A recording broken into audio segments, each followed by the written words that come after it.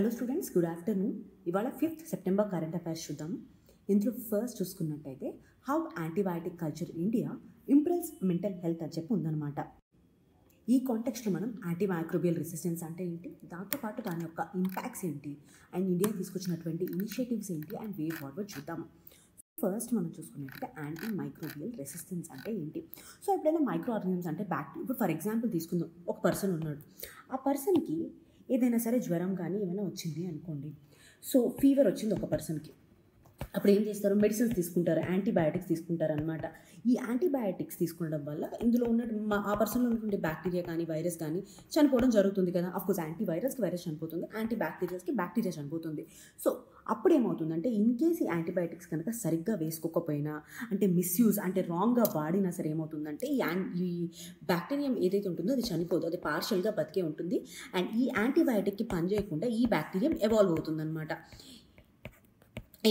Evolve అవుతుంది. ఒక్కసారి ఈ బ్యాక్టీరియా ఎవాల్వ్ అయిన తర్వాత ఏమవుతుంది అంటే, మనకి ఈ యాంటీబయాటిక్ ఇంకా పనిచేయదు. దీనికన్నా హయ్యర్ పవర్ ఉన్నటువంటి, హయ్యర్ డోసెస్ ఉన్నటువంటి యాంటీబయాటిక్స్ వాడాల్సి వస్తుంది. సో దానివల్ల యాంటీమైక్రోబియల్ రెసిస్టెన్స్ అనేది పెరుగుతుందన్నమాట. సో ఇది basic concept of antimicrobial resistance.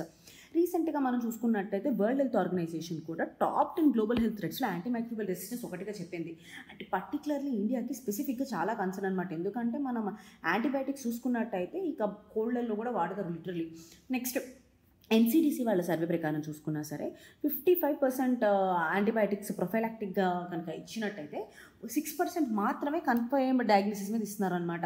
అంటే బేసిక్గా ఏంటి అంటే, మెడికల్ షాప్కి వెళ్ళి తెచ్చేసుకోవడము, అలా తెచ్చుకొని యాంటీబయాటిక్స్ని వాడడం అనేది మేజర్గా మనం అబ్జర్వ్ చేయొచ్చు ఇండియాలో. సో ఒకసారి మనం చూసుకున్నట్టయితే యాంటీమైక్రోబియల్ రెసిస్టెన్స్కి రీజన్స్ ఏంటి. First thing, over use and misuse of antibiotics. మనం ఆల్రెడీ చెప్పాం కదా, ఓవర్ యూజ్ అండ్ మిస్యూజ్ అంటే ఏంటంటే, ఫర్ ఎగ్జాంపుల్ 3 టాబ్లెట్లు ఇచ్చారనుకోండి, 3 వేసుకోరు. ఒకరోజు జ్వరం తగ్గిపోయిందని చెప్పేసి ఒకటి వేసేసుకొని మిగతా 2 వదిలేస్తారనమాట. సో దాన్ని మిస్యూజ్ అంటారు. లేదా ఓవర్ యూజ్ చేసినా సరే, ఈ హ్యూమన్స్లో యానిమల్స్లో ఎవరిలో చేసినా సరే మనకి యాంటీమైక్రోబియల్ రెసిస్టెన్స్ అనేది డెవలప్ అవుతుంది. లాన్సెట్ ఒక స్టడీ ప్రకారం చూసుకున్నట్టయితే ఇండియాలో 50% యాంటీబయాటిక్స్ తీసుకుంటాం కదా, అవన్నీ అన్అప్రూవ్డ్ ఫార్ములేషన్స్ అని చెప్పేసి చెప్పడం జరిగిందనమాట.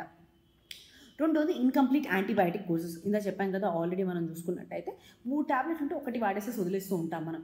ఇక్కడ వరల్డ్ హెల్త్ ఆర్గనైజేషన్ కూడా చూసుకున్నట్టయితే మనకి టీబీలో కొన్ని ఇలా యాంటీబయాటిక్ సరిగ్గా వాడడం లేకపోవడం వల్ల ఎండిఆర్ టీబీ, ఎక్స్డిఆర్ టీబీ, అట్లా టీబీ పెరిగిపోతూ ఉంటుందంటే టీబీలో కూడా లెవెల్ పెరిగిపోతూ ఉంటుంది అనమాట. నెక్స్ట్ మనం చూసుకున్నట్టయితే over the counter sales without prescriptions. ఇక్కడ ఫార్మసీ షాప్లోకి వెళ్ళేసి మనకి ఏదైనా ప్రాబ్లం రాగానే వెంటనే తెచ్చేసుకుంటాం. ప్రిస్క్రిప్షన్ లేకుండా వాడడం వల్ల ఏమవుతుంది, మిస్యూజ్ ఆఫ్ యాంటీబయాటిక్స్ అనేది జరుగుతుంది అనమాట. ఈ బీహార్లో చూసుకున్నట్టయితే ఎజిత్రోమైసిన్ అనే యాంటీబయాటిక్ ఫ్రీక్వెంట్ మిస్యూజ్ గమనించవచ్చు. అండ్ 62% పైగా ఫార్మసీస్ సిడిఈపీ వాళ్ళు చూసుకున్నట్టయితే, అసలు ఈ డేటా కూడా అక్కర్లేదు, మనం రెగ్యులర్గా చూసుకున్నట్టయితే ఫార్మసీకి వెళ్ళి మీరు డైరెక్ట్గా యాంటీబయాటిక్ తెచ్చేసుకోవచ్చు ఎలాంటి ప్రిస్క్రిప్షన్ లేకుండా. సో నెక్స్ట్ ఇంకోటి, poor infection control in hospitals. ఇక్కడ మనం చూసుకున్నట్టయితే ఇప్పుడు హాస్పిటల్స్లో కూడా ఈ బ్యాక్టీరియా అనేది ఉంటుందన్నమాట పేషెంట్స్ ఉండడం వల్ల. సో అక్కడ కానీ సరిగ్గా ఇన్ఫెక్షన్ కంట్రోల్, సరిగ్గా క్లీనింగ్ ప్రాసెస్ చేయలేదు అనుకోండి, నాసోక్రమియల్ ఇన్ఫెక్షన్స్ అంటారు. అంటే ఏంటి అంటే హాస్పిటల్ ద్వారా వచ్చినటువంటి ఇన్ఫెక్షన్స్ అనమాట. దానివల్ల కూడా యాంటీమైక్రోబియల్ రెసిస్టెన్స్ అనేది పెరిగిపోతుంది. అండ్ ఇంకా మనం చూసుకున్నట్టయితే ఎయిమ్స్ ఐసీయూలో 2018లో ఇక్కడ క్లెస్బెల్లా అనేటటువంటి ఒక బ్యాక్టీరియం ఒక అవుట్బ్రేక్ చూసామన్నమాట.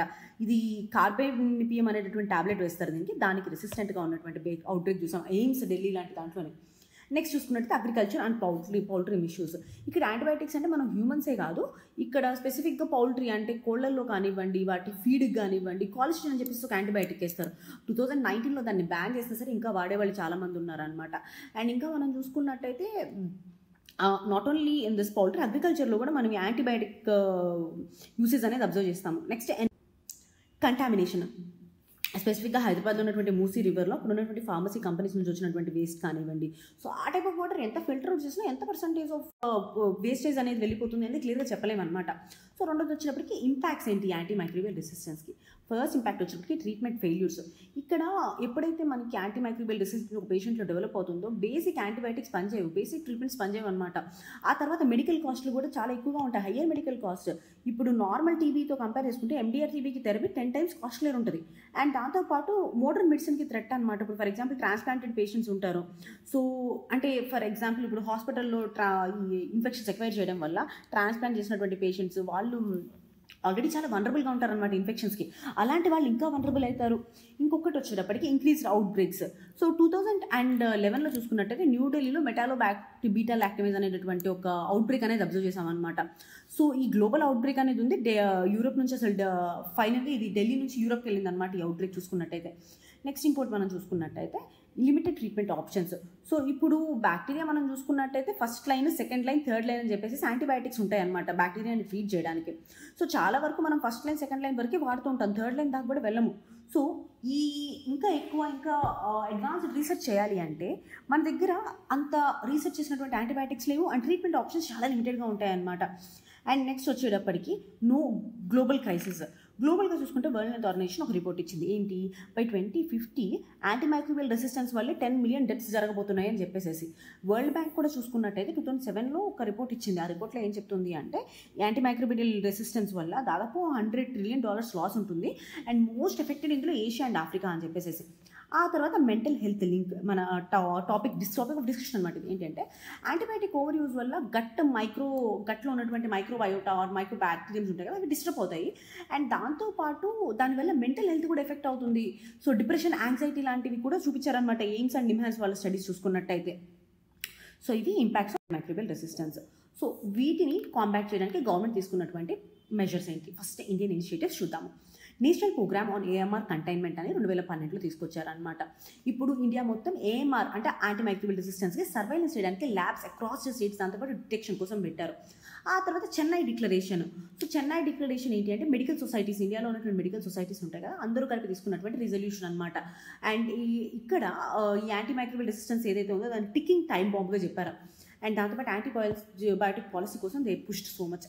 నెక్స్ట్ వచ్చేప్పటికి national action plan on antimicrobial resistance. ఇది ఫేజెస్లో వెళ్తుందన్నమాట. ఇప్పుడు phase 2 ఆన్గోయింగ్లో ఉంది. ఇది వన్ హెల్త్ అప్రోచ్ బేస్ మీద అనమాట. అంటే యానిమల్స్, హ్యూమన్స్, ఎన్వైర్మెంటల్ అన్ని హెల్త్స్ ఇంటర్లింక్డ్ అండ్ దాంతోపాటు ఈ వన్ హెల్త్ అనేటటువంటి కాన్సెప్ట్ ఇది ముందుకెళ్తుంది. నెక్స్ట్ చూసుకున్నట్టయితే AMR surveillance and research network AMRSN 2013లో తీసుకురావడం జరిగిందనమాట.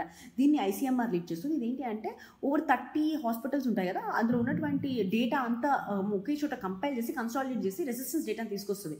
సో దానివల్ల రీసెర్చ్ చేయడానికి అవకాశం ఉంటుందన్నమాట. Next ICMR collaborations. స్పెసిఫిక్గా వేరే కంట్రీస్తో ICMR చేసే కొలాబరేషన్స్ ఇండో నార్వే 2017లో చేశాము, ఇండో జర్మన్ ఫర్దర్గా చేశాము. సో దీనివల్ల drug discovery and microbiome research చేయడం జరిగింది. అండ్ ఇంకోటి యాంటీబయాటిక్స్ స్టీవర్డ్షిప్ ప్రోగ్రామ్. సో ఈ ప్రోగ్రాంలో చూసుకున్నట్టయితే స్పెసిఫిక్గా ఐసీయూస్, టెరిటరీ హాస్పిటల్స్లో ఐసీయూస్ ఉంటాయి కదా, ఎయిమ్స్, ఢిల్లీ, వీటన్నిటిలో ఈ మిస్యూస్ తగ్గించడం కోసం అని చెప్పేసి వీళ్ళందరికీ అవేర్నెస్ ప్రోగ్రామ్స్ అనేవి కండక్ట్ చేస్తారు. ఇంకోటి రెగ్యులేషన్స్. DGCA దాదాపు 40 ఇర్రేషనల్ ఫిక్స్డ్ డోస్ కాంబినేషన్స్ని ప్లాన్ చేసిందనమాట. సో దానివల్ల అనవసరమైనటువంటి యాంటీబయాటిక్స్ తీసుకోకుండా ఉంటారు అని 2019లో మనం కాలిస్ట్రీన్ కూడా బ్యాన్ చేయడం జరిగింది. సో గవర్నమెంట్ ఆఫ్ ఇండియా తీసుకొచ్చినటువంటి మెజర్స్. నెక్స్ట్ గ్లోబల్గా దీనికోసం ఉన్నటువంటి మెజర్స్ ఏంటి అంటే first thing global action plan on antimicrobial resistance. World health Organization ఒక 5 పిల్లర్ స్ట్రాటజీ వస్తుందన్నమాట. ఇందులో అవేర్నెస్, 5 పిల్లర్స్ ఏంటి? Awareness, surveillance, infection prevention, optimal use and innovation. ఇంకొకటి వరల్డ్ యాంటీమైక్రోబియల్ అవేర్నెస్ వీక్ అని ఎవ్రీ ఇయర్ మనం 2015 నుంచి చేసుకుంటాం. ఇది ఒక యాన్యువల్ క్యాంపెయిన్ అవేర్నెస్ రైజ్ చేయడానికి. మోస్ట్ ఇంపార్టెంట్ వచ్చి గ్లాస్ అనమాట. అంటే ఏంటి అంటే global AMR and use surveillance system అని 2015లో తీసుకొచ్చారు. సో ఓవరాల్ 60+ కంట్రీస్లో ఈ యాంటీమైక్రోబియల్ రెసిస్టెన్స్ యొక్క డేటాని కోడిఫై చేసి కొలాబరేట్ చేయడం జరుగుతుంది. Next global point prevalence service అని చెప్పేసి హాస్పిటల్లో యాంటీబయాటిక్స్ ఉంటాయి కదా, వాటిని ప్రిస్క్రైబ్ చేసే ఆడిట్ సర్వీస్ అనమాట ఇవి. నెక్స్ట్ UN కూడా హై లెవెల్ పొలిటికల్ కమిట్మెంట్స్ తీసుకుంది దీనికోసం అని చెప్పేసి. By 2030 10% of the antimicrobial resistance death తగ్గాలి అని చెప్పేసి చెప్పడం జరిగిందనమాట. ఒక్కసారి వేవ్ చూసుకున్నట్టయితే ఫస్ట్ మోస్ట్ ఇంపార్టెంట్ థింగ్ ఏం చేయాలి మనం అంటే public education, awareness campaigns create చేయాలి లోకల్ లాంగ్వేజెస్లో, స్కూల్ కరికులంలో, so that over the counter usage అనేది తగ్గిపోవాలి. Next antibiotic stewardship. ఇక్కడ మనం చూసుకున్నట్టయితే హాస్పిటల్ లెవెల్లో స్టీవర్డ్షిప్ అనేది తీసుకురావాలన్నమాట. So right drug and right dosage, right duration, correct medicine, correct dose and correct డ్యూరేషన్లో దాన్ని తీసుకునేటట్టు ఉండాలి. సో ఎయిమ్స్ ఢిల్లీ వాళ్ళు దాదాపు 15 అన్నెసరీ ప్రిస్క్రిప్షన్స్ కట్ చేశారు under this antibiotic stewardship. Next sales regulate చేయడమా. ఎలా అంటే ఇక్కడ యాంటీబయాటిక్స్ మీద ఏవైతే పక్కా ప్రిస్క్రిప్షన్ కావాలో షెడ్యూల్ H1 డ్రగ్స్ అని ఉంటాయన్నమాట. సో ఈ H1 డ్రగ్స్ ఓన్లీ ప్రిస్క్రిప్షన్ ఉంటే మాత్రమే ఇవ్వాలి. జస్ట్ ఓవర్ ద కౌంటర్ వెళ్ళేసేసి తెచ్చుకోవడానికి అవకాశం లేకుండా చేయాలి అండ్ దాటిని పీనలైజ్ చేయాలి. నెక్స్ట్ వచ్చేటప్పటికి మనకి ఎక్స్పాండెడ్ సర్వైలెన్స్. ఇక్కడ national wide antimicrobial monitoring cells ఉంటాయి కదా, వాటిని తీసుకురావాలి. అండ్ దాంతో పాటుగా వెటర్నరీ అండ్ ఎన్వైర్మెంటల్ డేటా తీసుకురావాలన్నమాట. Next research and innovation. Microbiome రీసెర్చ్ని ప్రమోట్ చేయడము, ఆల్రెడీ మెంటల్ హెల్త్ గురించి చెప్పాం కదా, బయోటెక్స్, ఫేజ్ థెరపీ లాంటివి చూడాలి. ఇంకా దాంతో పాటు ట్రెడిషనల్ న్యూట్రిషన్ని ప్రొవైడ్ చేయాలి. ఫర్ ఎగ్జాంపుల్ ప్రోబయోటిక్ ఫుడ్స్ కానివ్వండి, యాంటీమైక్రోబియల్ రెసిస్టెన్స్ ఉన్న వాళ్ళకి ప్రివెంటెడ్ ఫుడ్స్ కానివ్వండి. సో దానివల్ల గట్ హెల్త్ బాగుంటుంది, మెంటల్ హెల్త్ ఇష్యూస్ రాకుండా ఉంటాయి. సో ఆల్గా చూసుకున్నట్టయితే యాంటీమైక్రోబియల్ రెసిస్టెన్స్ అనేది ఒక సైలెంట్ పాండమిక్ అండ్ ఒక టికింగ్ టైం బాండ్. సో దీనికి multi sectoral oral one health strategy అనేది కావాలన్నమాట. రెగ్యులేషన్, అవేర్నెస్, స్టీవర్డ్షిప్ అన్నీ కలిపి ఉండాలి ఇందులో. ఓకే, ఇది ఈ టాపిక్. నెక్స్ట్ టాపిక్ వచ్చేటప్పటికి డిక్లైన్ ఫర్టిలిటీ. రీసెంట్గా చూసుకున్నట్టయితే India's birth rate total fertility rate కన్నా ఫస్ట్ డిప్ అయిందనమాట 2 yearsతో చూసుకున్నట్టయితే. ఫస్ట్ ఆఫ్ ఆల్ మనం ఫర్టిలిటీ రేట్ అంటే ఏంటో తెలుసుకోవాలి, total fertility rate, replacement level fertility rate అంటే ఏంటో తెలుసుకోవాలన్నమాట. సో టోటల్ ఫర్టిలిటీ రేట్ అంటే ఏంటి? ఒక ఉమెన్ ఆమె లైఫ్ టైంలో అంటే ఆమె రిప్రొడక్టివ్ ఏజ్లో ఎంతమందిని పిల్లల్ని కనగలదు అనేది total fertility rate. Replacement level fertility rate అంటే ఏంటి? ఫర్ ఎగ్జాంపుల్ ఒక మేల్ అండ్ ఒక ఉమెన్ ఉంటారు కదా, సో వీళ్ళిద్దరికి పుట్టినటువంటి పిల్లలు ఉంటారు. ఎప్పుడైతే ఇది లైక్ వెన్ ద ఏజ్ వాళ్ళు పెద్దవాళ్ళు అవుతూ ఉంటారో వీళ్ళిద్దరిని రీప్లేస్ చేయడానికి ఉండేటటువంటిది రీప్లేస్మెంట్ లెవెల్ ఫర్టిలిటీ రేట్. ఇప్పుడు వీళ్ళిద్దరికి 2 పిల్లలు ఉన్నారనుకోండి, సో అది రీప్లేస్మెంట్ లెవెల్ ఫర్టిలిటీ రేట్ 2గా ఉంటుందన్నమాట. కానీ ఐడియల్ వచ్చేటప్పటికి 2.1. సో దట్ ఏమవుతుంది అంటే ఏజింగ్ పాపులేషన్ ఉంటుంది కదా, ఓవర్ ఏజ్ అవ్వకుండా ఉంటుంది. ఎందుకు 1 తీసుకున్నారంటే మనం చూసుకున్నట్టే ఇన్ఫాంట్ మార్టాలిటీని కూడా లెక్క తీసుకొని 1 తీసుకున్నారు. జనరల్గా అయితే ఒక మేల్ ఒక ఫీమేల్కి ఇద్దరు రీప్లేస్మెంట్ లెవెల్గా చెప్తారనమాట. సో ఒకసారి ఈ టాపిక్లోకి కంప్లీట్గా డైవ్ చేద్దాము. సో ఇక్కడ ఇండియా డెమోక్రటిక్ ల్యాండ్స్కేప్ అనేది కంప్లీట్గా చేంజ్ అవుతుంది. టోటల్ ఫర్టిలిటీ రేట్ దాదాపు 1.4%, 1.9%కి పడిపోయింది అనమాట రీప్లేస్మెంట్ లెవెల్ కన్నా, విచ్ ఇస్ 2.1%. అండ్ స్పెసిఫిక్గా చూసుకుంటే ఓన్లీ ఫ్యూ నార్థన్ స్టేట్స్లో మాత్రమే ఇది ఇంకా రీప్లేస్మెంట్ లెవెల్ ఫర్టిలిటీ రేట్ అనేది సరిగ్గా ఉంది. అండ్ ఒక్కసారి మనం చూసుకుంటే అసలు ఎందుకు టోటల్ ఫర్టిలిటీ రేట్ అనేది ఇండియాలో డిక్లైన్ అవుతుంది? First and foremost reason socio economic and cultural factors. So బేసిక్గా ఓల్డర్ ఫ్యామిలీ ప్రోగ్రామ్స్ కానివ్వండి, బర్త్ కంట్రోల్ ప్రోగ్రామ్స్ కానీ, ఏవైతే 1952లో మనం నేషనల్ ఫ్యామిలీ ప్లానింగ్ ప్రోగ్రామ్స్ తీసుకొచ్చామో వరల్డ్లో ఫస్ట్ టైం తీసుకొచ్చాం మనం. సో ఇలాంటివి ఫస్ట్ మేజర్ రీజన్ అనమాట. అండ్ దాంతోపాటుగా ఫీమేల్ లిటరసీ పెరగడం, ఫీమేల్స్ యొక్క వర్క్ ఫోర్స్ పార్టిసిపేషన్ పెరగడము, ఓవరాల్గా ఉమెన్ ఎంపవర్మెంట్ అనేది పెరగడం వల్ల ఫర్టిలిటీ అనేది తగ్గింది. మనం చూసుకున్నట్టయితే నేషనల్ ఫ్యామిలీ హెల్త్ సర్వే 5 ప్రకారము ఇండియా యొక్క టోటల్ ఫర్టిలిటీ రేట్ 2.0గా ఉందన్నమాట, which is below the replacement level 2.1. And next వచ్చేటప్పటికి కేరళలో చూసుకున్నట్టయితే టోటల్ ఫర్టిలిటీ రేట్ 1.8, లిటరసీ 96%. ఇక్కడ అర్థమవుతుంది కదా, లిటరసీ అండ్ దాంతోపాటు ఫర్టిలిటీ రేట్ యొక్క కోరిలేషన్. అండ్ దాంతోపాటు తమిళనాడులో కూడా సేమ్ అబ్జర్వేషన్ చేయొచ్చు అనమాట. టోటల్ ఫర్టిలిటీ రేట్ 1.7, లిటరసీ 91% ఉంది ఇక్కడ. అండ్ ఇంకా దాంతోపాటు మ్యారేజ్ పైన ఉన్నటువంటి యాటిట్యూడ్ చేంజ్ అవ్వడం అనమాట, మ్యారేజ్ అండ్ రీప్రొడక్షన్ గురించి. అండ్ దాంతోపాటు మ్యారేజ్ అండ్ మదర్హుడ్ డిలే అవ్వడము, అవాయిడెన్స్ తీసుకురావడం, ఇవన్నీ సిగ్నిఫికెంట్ రోల్ అనేది ప్లే చేస్తున్నాయి. సో ప్రీవియస్గా మనం చూసుకున్నట్టయితే 2005 and 6 NHFS 3 కింద చూసుకున్నట్టయితే marriage age of the women 18.3 yearsకి పెరిగింది. 18.3 years యావరేజ్ నుంచి ఇప్పుడు 19.9 యావరేజ్కి వచ్చింది అనమాట మనం చూసుకున్నట్టయితే. అండ్ నెక్స్ట్ వచ్చేటప్పటికి health and migration issues.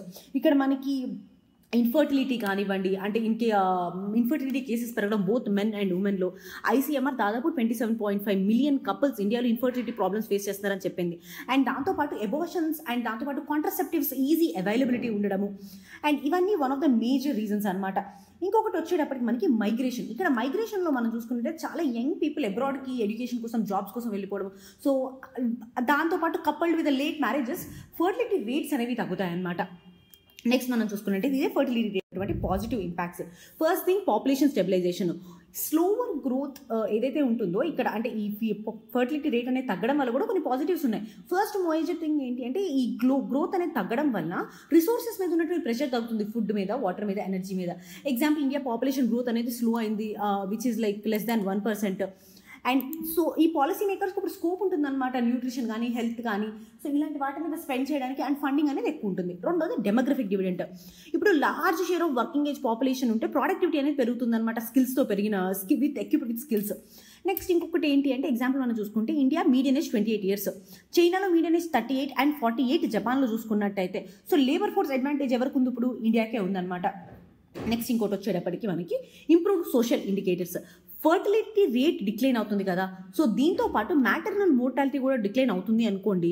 So child survival అనేది బాగుంటుందంటే కదా అర్థము. అండ్ దాంతోపాటు వాళ్ళ యొక్క హయ్యర్ ఎడ్యుకేషన్ అటైన్మెంట్ చేసేటువంటి అవకాశం కూడా ఉంటుందన్నమాట. Next women empowerment and work force participation. చిన్న ఫ్యామిలీ సైజెస్ ఉన్నప్పుడు ఉమెన్కి ఎడ్యుకేషన్, కెరియర్స్ అండ్ ఎంటర్ప్రినర్షిప్ ఉంటుంది కదా, దాన్ని పర్సూ చేసే అవకాశం ఉంటుంది. అండ్ ఇక్కడ మనం చూసుకున్నట్టయితే తమిళనాడులో, కేరళలో లోవర్ ఫర్టిలిటీ రేట్స్ అనేవి హయ్యర్ ఎడ్యుకేషన్, ఫీమేల్ ఎడ్యుకేషన్కి లింక్ చేయడం జరిగింది. అండ్ దాంతోపాటు నెక్స్ట్ చూసుకున్నట్టయితే హ్యూమన్ క్యాపిటల్ ఫార్మేషన్.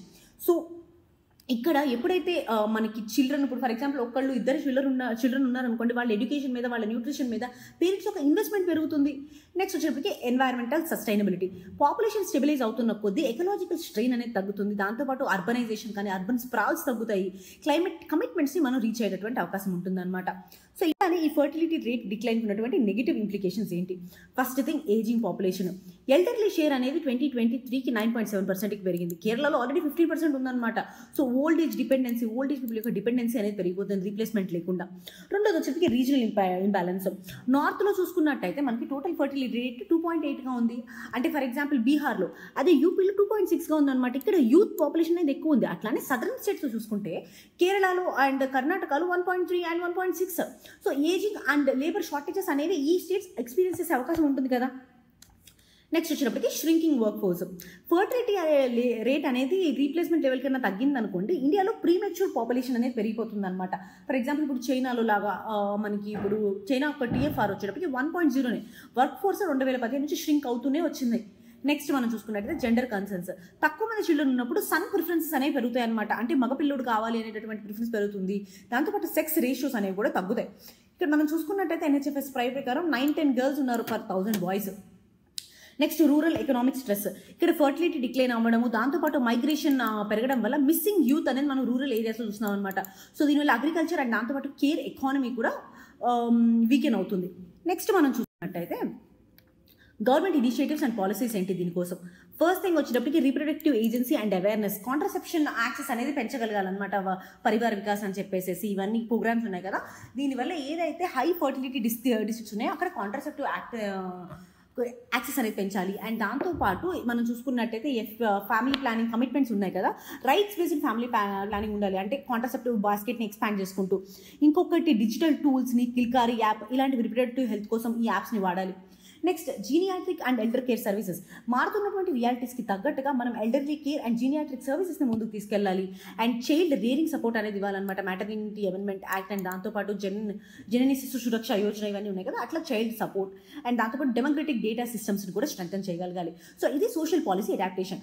దాంతోపాటు ఎకనామిక్ పాలసీ పరంగా మనం చూసుకున్నట్టయితే వర్క్ ఫోర్స్ స్కిల్లింగ్ మీద, ప్రొడక్టివిటీ మీద ఇన్వెస్ట్ చేయాలన్నమాట.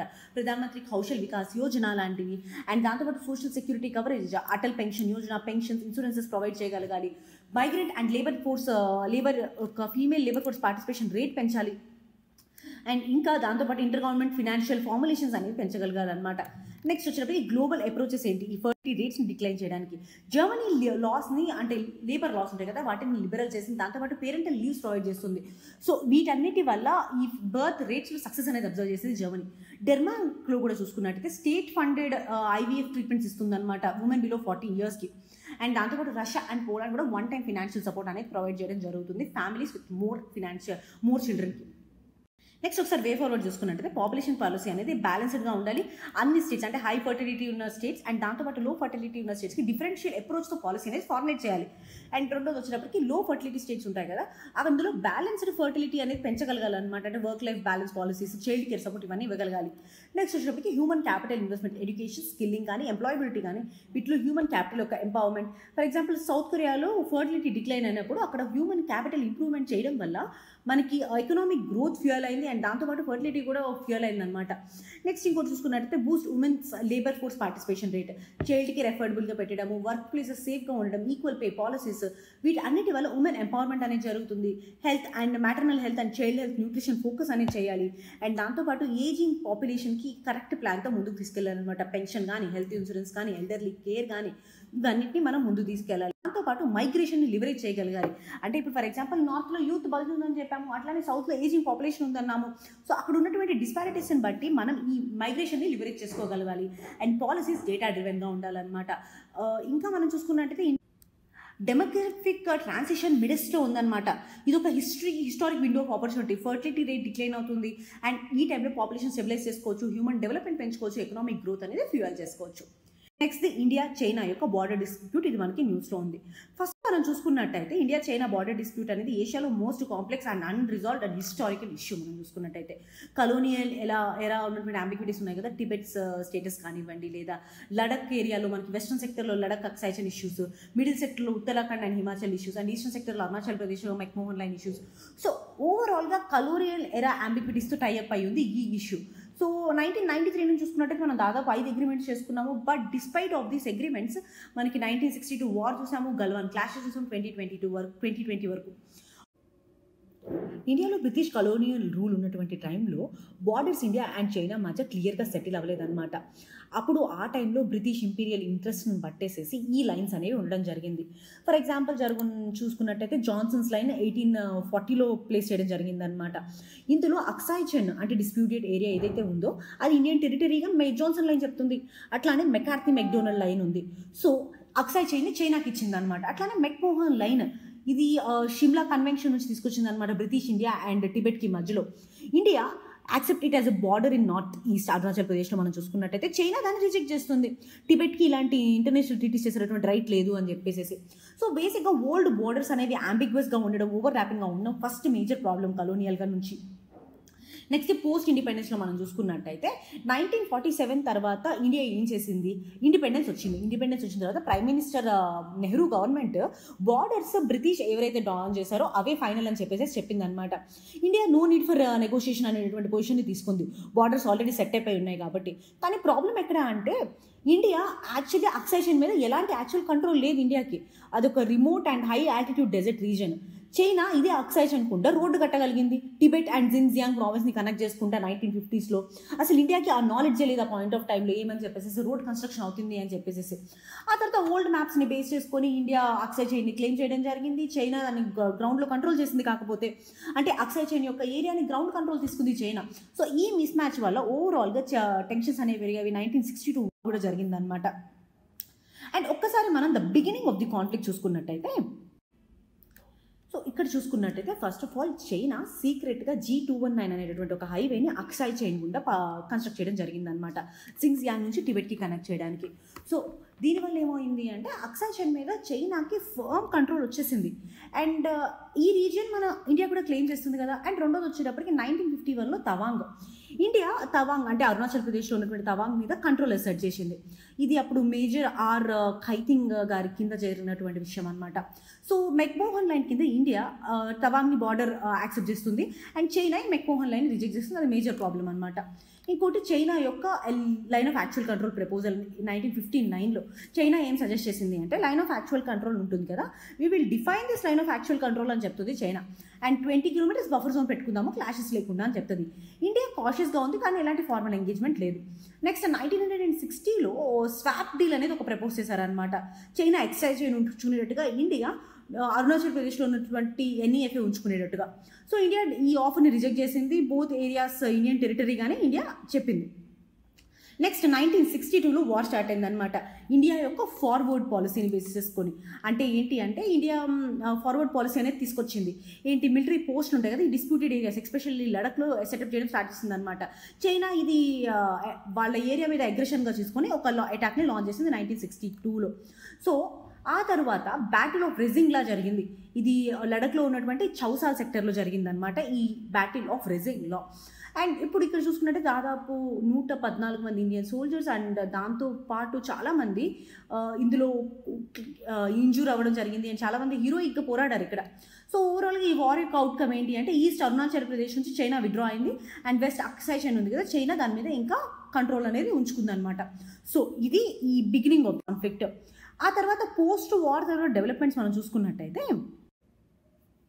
After 1962 India China war tensions చాలా డికేట్స్ వరకు కంటిన్యూ అయ్యాయన్నమాట. మేజర్ ఈవెంట్స్ ఏంటి అంటే 1916లో నాతులా అండ్ దాంతోపాటు చోలాలో జరిగినటువంటి క్లాషెస్, ఇది సిక్కింలో జరిగిందనమాట. India and Chinese troops Nathu La and చోలాలో క్లాషెస్ జరిగాయి. ఇండియా దాదాపు 400 చైనీస్ సోల్జర్స్ని చంపేయడం జరిగింది, అంటే they were died in that point of time. And ఇది ఇండియాకి చాలా బిగ్ మొరల్ బూస్ట్ 1962 డెఫీట్ తర్వాత. ఆ తర్వాత 1975లో సిక్కిం ఇండియాలోకి మర్జ్ అయింది. ఇండియా ఫార్మల్గా సిక్కిం ఇండియాలో ఫార్మల్గా సిక్కిం 22nd స్టేట్గా రావడం జరిగింది. చైనా ఈ మూవ్ని ప్రొటెస్ట్ చేసింది అండ్ యాక్సెప్ట్ కూడా చేయలేదన్నమాట. China Sikkim as part of India 2003లో యాక్సెప్ట్ చేసింది. ఆ తర్వాత 1975లో చైనా యొక్క స్టడీ గ్రూప్ అనేది ఫామ్ అయింది. ఇండియా ఈ చైనా స్టడీ గ్రూప్ని సెటప్ చేయడం జరిగింది. సో ఇదేంటి అంటే ప్యాట్రోల్ పాయింట్స్ కానివ్వండి, లైన్ ఆఫ్ యాక్చువల్ కంట్రోల్ యొక్క మ్యాప్ కానివ్వండి, శాటిలైట్ ఇమేజెస్ యూజ్ చేసి డిఫైన్ చేయడానికి, అండ్ దీనివల్ల బార్డర్ సర్వైలెన్స్ అండ్ దాంతోపాటు ప్లానింగ్ అనేది పెరిగింది. నెక్స్ట్ మనకు వీళ్ళు చూసుకున్నట్టయితే 1979లో వాజ్పేయి గారు బీజింగ్కి వెళ్ళడం జరిగింది. అటల్ బిహారీ వాజ్పేయి గారు ఆ టైంలో ఎక్స్టర్నల్ అఫైర్స్ మినిస్టర్గా ఉన్నారు. ఆయన చైనాలోకి వెళ్ళారనమాట. ఫస్ట్ హై లెవెల్ విజిట్ 1962 తర్వాత ఇది చూసుకున్నట్టయితే ఫస్ట్ టైం అక్కడ నుంచి మనకి డిప్లొమసీ అనేది స్టార్ట్ అవ్వడం జరిగింది. నెక్స్ట్ 1986 అండ్ 87లో చూసుకున్నట్టే సోమ్రాంగ్ చూక్ క్రైసిస్. ఇక్కడ చైనీస్ ట్రూప్స్ అరుణాచల్ ప్రదేశ్లో ఉన్నటువంటి ఈ వ్యాలీలోకి ఎంటర్ అవ్వడం జరిగింది. ఆ టైంలో ఇండియా ఆపరేషన్ ఫాల్కన్ని లాంచ్ చేసింది ఈ మిలిటరీ డిప్లాయ్మెంట్కి ముందుకి తీసుకెళ్ళడానికి. చైనా ఆ టైంలో బ్యాక్ ఆఫ్ అయిపోయింది అండ్ ఇండియా ఒక స్ట్రాంగర్ పొజిషన్ ఇక్కడ కనిపిస్తూనే ఉంటుందన్నమాట. తర్వాత 1988లో చూసుకున్నట్టయితే రాజీవ్ గాంధీ గారు బీజింగ్కి విజిట్ చేయడం జరిగింది. ఇది turning point India and China యొక్క రిలేషన్స్లో మనం చూసుకున్నట్టయితే. అండ్ దాంతోపాటు జాయింట్ వర్కింగ్ గ్రూప్ పెట్టడానికి ఆయన అగ్రీ కూడా చేశారు. నెక్స్ట్ ఒక్కసారి బార్డర్ అగ్రిమెంట్స్ గురించి మనం చూసుకున్నట్టయితే ఫస్ట్ 1993లో జరిగినటువంటి border peace and tranquility agreement. So line of actual కంట్రోల్ని రెస్పెక్ట్ చేయాలి అండ్ దాంతోపాటు ఎలాంటి ఫోర్స్ యూజ్ చేయాలి అండ్ దాంతోపాటు బార్డర్ ఏరియాస్లో పీస్ మెయింటైన్ చేయాలి అని చెప్తున్నటువంటి అగ్రిమెంట్ అనమాట ఇది. సో దీని యొక్క సిగ్నిఫికెన్స్ ఏంటంటే first time China line of actual కంట్రోల్ని ఎక్నాలెడ్జ్ చేయడం జరిగింది. నెక్స్ట్ 1996లో కాన్ఫిడెన్స్ బిల్డింగ్ మెజర్స్ అనేవి చేపట్టడం జరిగింది మిలిటరీ ఫీల్డ్లో. సో ట్రూప్స్ని లిమిట్ చేయడము and artillery, aircraft line of actual control దగ్గర లిమిట్ చేయడం అనమాట. సో మిలిటరీ ట్రాన్స్పరెన్సీ ఇంప్రూవ్ అయింది. ఆ తర్వాత 2005లో protocol and modalities of CBM అని చెప్పేసి స్టార్ట్ చేశారనమాట. ఇక్కడ ఏంటి అంటే ప్యాట్రోల్స్ చేస్తాం కదా, దానికి రూల్స్, డిసెంగేజ్మెంట్ చేయాలి అంటే దానికి నార్మ్స్ అండ్ దాంతోపాటు టైలింగ్ అంటారనమాట. అంటే అదర్ సైడ్ ప్యాట్రోల్స్ అగ్రెసివ్గా చేస్తున్నారు అనుకో, మనం కూడా ఫాలో అని చేస్తాం. సో అలాంటివి బ్యాన్ చేయడం ఇవన్నీ చేశారు. సో దీనివల్ల ప్యాట్రోల్ కాన్ఫిటేషన్స్ తగ్గాయి. తర్వాత 2012లో WMCC అని చెప్పేసి తీసుకురావడం జరిగింది. అంటే working mechanism for consultation and coordination అని చెప్పేసి. ఇదేం చెప్పిందంటే రెగ్యులర్గా డిప్లొమాటిక్ అండ్ మిలిటరీ డైలాగ్ అనేది పెట్టాలి అండ్ దాంతోపాటు దానివల్లే మనకి 2013లో వచ్చినటువంటి డీప్ సాంగ్ స్టాండ్ ఆఫ్ ఉంది కదా, అది కూడా రిజాల్వ్ చేసుకోగలిగాము. ఆ తర్వాత 2013లో బార్డర్ డిఫెన్స్ కోఆపరేషన్ అగ్రిమెంట్ తీసుకొచ్చామన్నమాట. సో హాట్ లైన్స్ యూజ్ చేయాలి కమ్యూనికేషన్కి, దాంతోపాటు మిలిటరీ ఎక్సర్సైజెస్కి అడ్వాన్స్డ్ నోటిఫికేషన్స్ ఇవ్వాలి అండ్ ఎలాంటి అగ్రెసివ్ బిహేవియర్ ఉండకూడదు అని చెప్పే అగ్రిమెంట్ ఇది.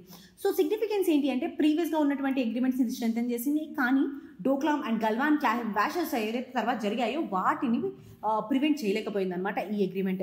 ఇది బార్డర్ అగ్రిమెంట్స్. సో ఇవాళకి ఇది current affairs. Thank you so much for listening. మీకు ఒకవేళ నచ్చినట్టయితే ప్లీజ్ లైక్.